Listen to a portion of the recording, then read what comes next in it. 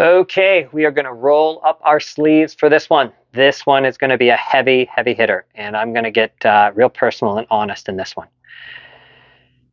Uh, Side note, in the last video, I fixed, like, the selfie camera I'm using now, like the front-facing camera, was flipping the video, so I flipped it back in post in editing. And I was like, hey, solve that problem. And then I come to find out it's actually a setting on the camera. Can somebody tell me why a camera would film like reversed anyway? Like, what is the purpose of that? Who wants to be like backwards in the video when it happens, right? Okay, so my channel is called Midlife Overhaul because I'm at the beginning of my 50s and I'm starting over. I'm separated and the business I built is closing, so I'm starting over as a single guy in life, and I'm starting over to try and find a new career. And that's scary at any age, but like in the middle of your life, that's assuming, of course, I live to 100, right? That I'm middle-aged. Holy cow, it's a lot. And one of the things that does mean is that I will be starting over with dating, potentially. Now, when I first separated from my wife and I was talking about it to my friends, because you got to go through that moment where you sort of tell everybody, hey, like, I said I'm never going to date again. And just a little background, I'm an only child. I've been alone a lot. I've been my own best friend throughout my life, and I like my own company. And I don't mind being alone at all. I'm a very hobby-based guy, so I have a lot of projects. I make music. I like to read. I do a lot of stuff on my own. So I don't mind being alone. And I'd rather be alone than with the wrong person, that's for sure. But I'm scared starting over, first of all, because it's already like it took me long enough to find the absolute right fit in my wife, you know, what I thought would be the right fit. And we were for a lot of years, but we grew apart. And we met on a dating app back in the day. And now there's even more dating apps than there's ever been. So it seems like there'd be more opportunity. But from everybody that I've heard from, it's just shit out there, right? It's hard. Even with all these dating apps, it's just really difficult to find your right match. That's just being a human, I think. It's just difficult to find love. Even if you're matched with somebody on paper, so to speak, like tick, tick, tick, tick, checks all the boxes, you could meet and just be like, nah. Like I dated a few people off of Plenty of Fish back in the day, and a lot of them I was like, it doesn't work. They didn't quite look the way they looked in their photos when we met, and I was like, don't like that. Or looked exactly like the photos and were very attractive, and then we sit down for a cup of coffee and we go, actually, we don't really have a lot in common. Or there's just no chemistry, right? It's just not there. No spark. So I'm scared. I don't want to start over. And being very honest, I still have a sex drive, but my sex drive is not what it was 15, 20 years ago. I still think about sex, but when you're in your 30s, you like think about sex, right? Like it's there all the time. You're like sex, sex, sex, right? Or at least I think a lot of people are. And I'm not just putting that to just men.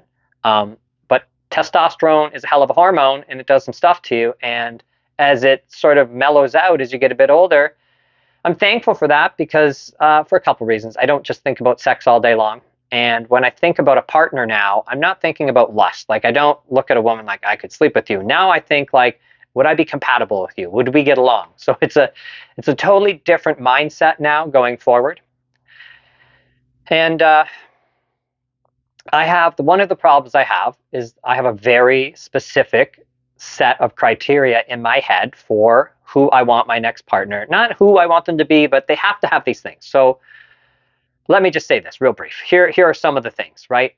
First of all, I'm vegan. I've been vegan for 13 years. I did it for health reasons. I'm not against eating meat, not against it.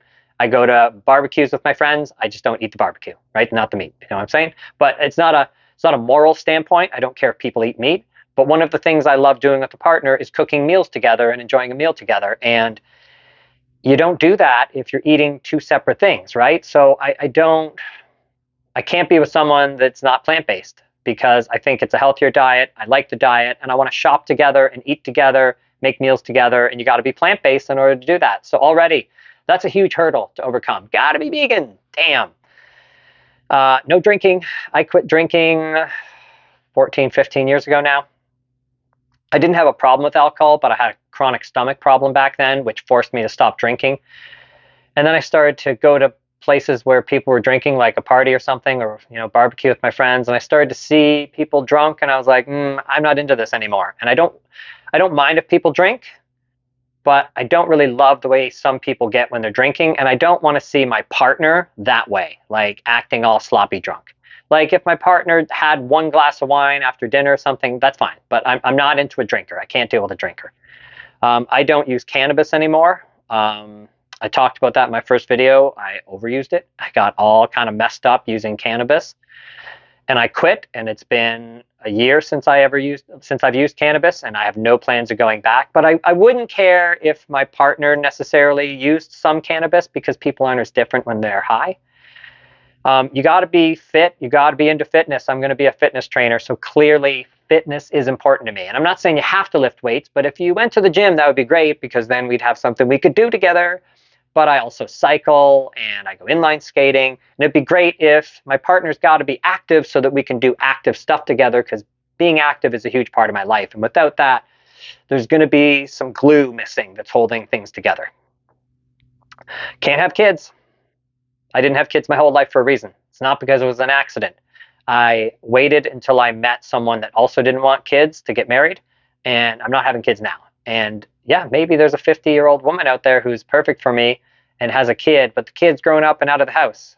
I don't know. That's still kind of weird to me. Not weird, but like that's still like I don't like how old's that kid? Now I'm hanging out and the kid's 30 years old. I don't know, man. It's just I'd never wanted kids, and I'm not going to change my mind now. That's for sure. So can't be a drinker, can't be a smoker for sure. No smoking.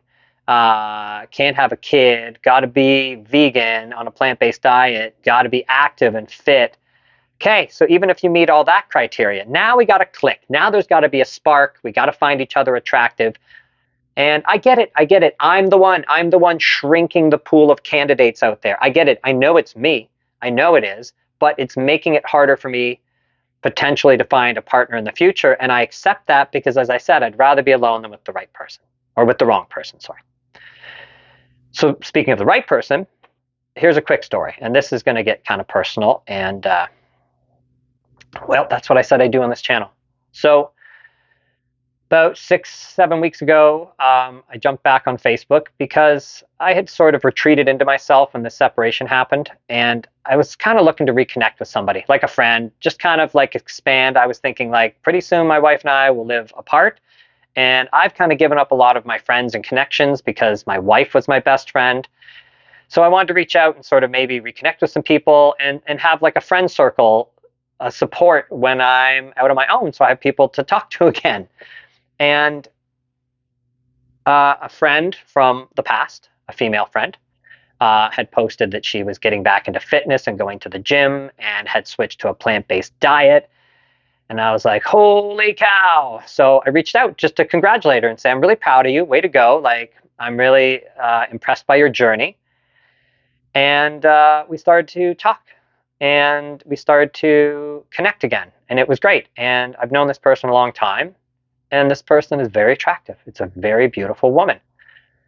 But I've never felt that way about another woman while I was married. I never, like, I could see a woman and say, yes, she's attractive, but I never thought about another woman. I never thought about sleeping with another woman. That's kind of gross if you're married.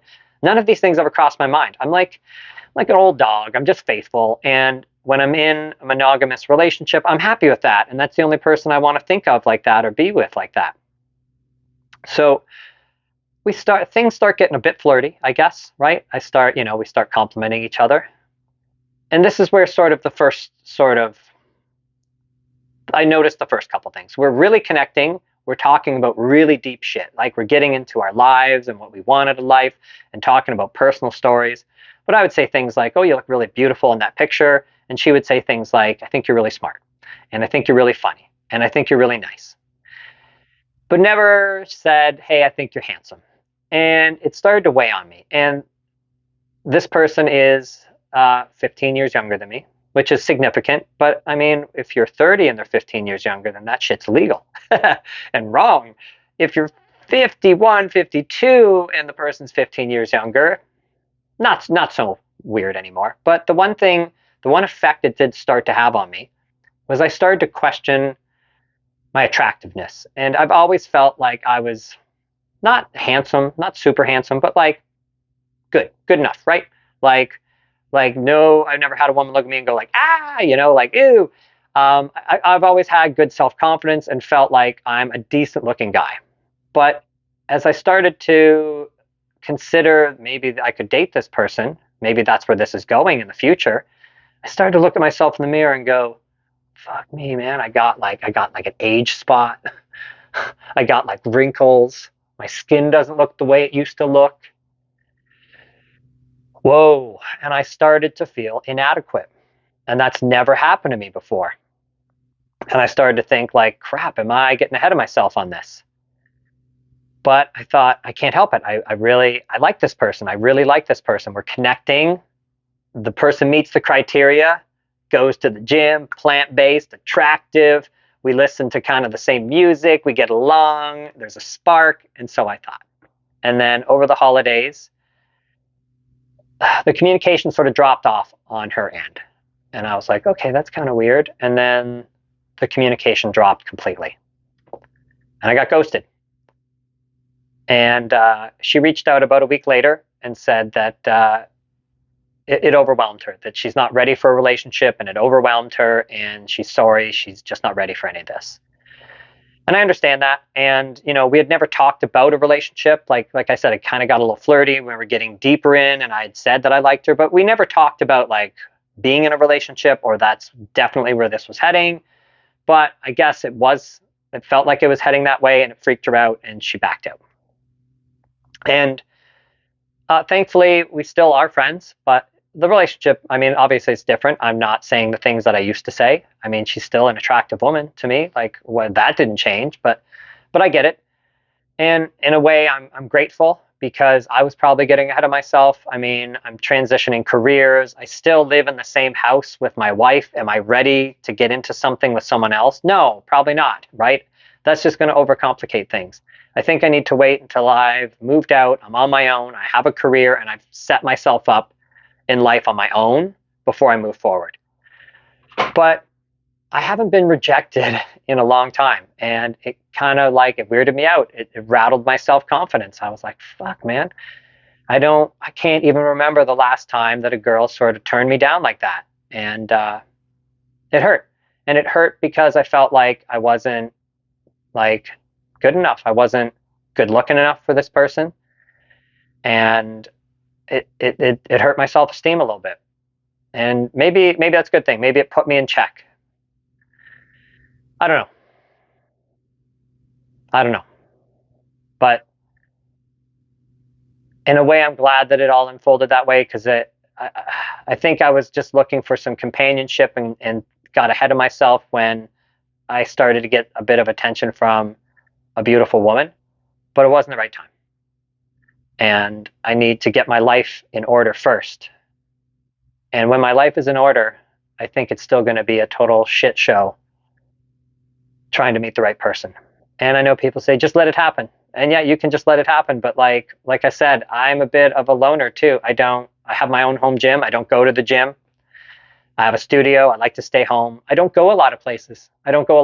So there aren't a lot of opportunities. So unless I actually put myself out there, like on a dating site or something and actively look for a partner, I'll tell you this, I'm not going to meet a partner. I don't go to coffee shops, and the chances of meeting a nice lady at the grocery store, like that shit happens in movies. That's not real. So yeah, I'm okay if I had to live the rest of my life alone, but I don't want that. I would really miss the touch of a partner, like a beautiful woman, someone that I find beautiful. I would miss being touched by them, the smell of their skin, the smell of their hair, the warmth of their body against mine as we snuggle up, Maybe that sounds sappy, but deep down inside, come on, we all love that. We all love feeling connected. We all love affection. I think we do, right? I do. I love affection. I love being affectionate. Sharing affection with someone feels great too. Yeah. Anyway, that's enough for this one. Maybe you've got some some tidbits on the dating world, and please feel free to reach out and let me know, because at this point it just seems like murky waters that I'm not ready to wade into yet. All right. Anyway, that's my 2 cents on how I feel about dating again in my 50s. And at this point, fuck no. It's too scary and I'm not in the right place. And even when I'm ready, I don't I don't know how well it's going to go.